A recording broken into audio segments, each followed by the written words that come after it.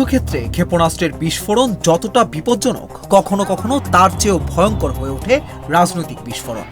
যুদ্ধের ধোঁয়া এখনো উঠছে, কিন্তু তার চেয়েও বড় ঝড় এখন বইছে তেহরানের ক্ষমতার করিডোরে। ট্রাম্প প্রশাসনের সঙ্গে হওয়া সমঝোতা ঘিরে ইরানের ভেতরেই শুরু হয়েছে তীব্র মতবিরোধ।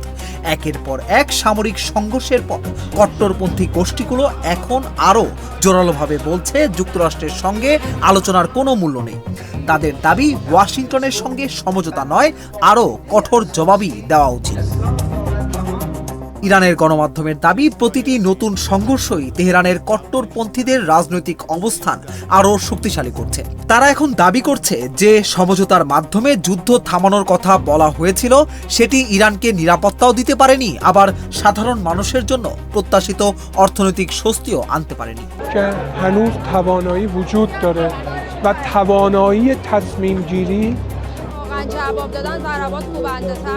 এরই মধ্যে ইরানের প্রভাবশালী অ্যাসেম্বলি অব এক্সপার্টস একটি বিরল রাজনৈতিক বিবৃতি দিয়েছে। সেখানে হরমুজ প্রণালীর বিষয়ে সমঝোতা নিয়ে প্রশ্ন তোলা হয়েছে। একই সঙ্গে বলা হয়েছে, ইরানের পারমাণবিক অধিকার কোনো আলোচনার বিষয় হতে পারে না। আরও বিতর্কিতভাবে, সাবেক সর্বোচ্চ নেতার হত্যার জন্য যাদের দায়ী করা হয় তাদের বিরুদ্ধে প্রতিশোধের কথাও সেই বিবৃতিতে উঠে এসেছে। অর্থাৎ যুদ্ধের উত্তাপ এখন শুধু সীমান্তে নয়, ছড়িয়ে পড়েছে ইরানের রাজনীতির ভেতরেও।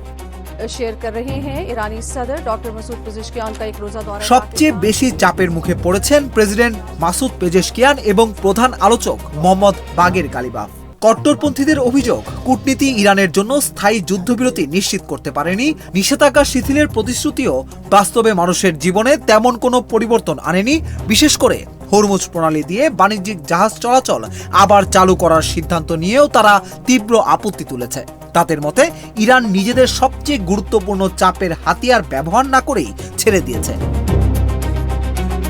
অন্যদিকে বাস্তববাদী রক্ষণশীল রাজনীতিক ও সরকার ঘনিষ্ঠ মহল এখন এই সমঝোতাকে চূড়ান্ত চুক্তি নয়, বরং একটি কৌশলগত বিরতি হিসেবে ব্যাখ্যা করার চেষ্টা করছে।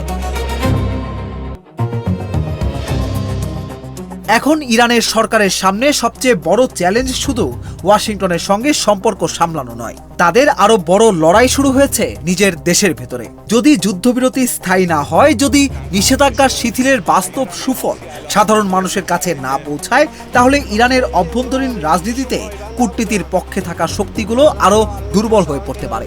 আর তখন তেহরানের ক্ষমতার ভারসাম্য আরো দ্রুত সরে যেতে পারে সেই কট্টরপন্থীদের দিকে, যারা শুরু থেকেই বলে আসছে সমঝোতা নয়, যুদ্ধের ভাষাই একমাত্র কার্যকর জবাব।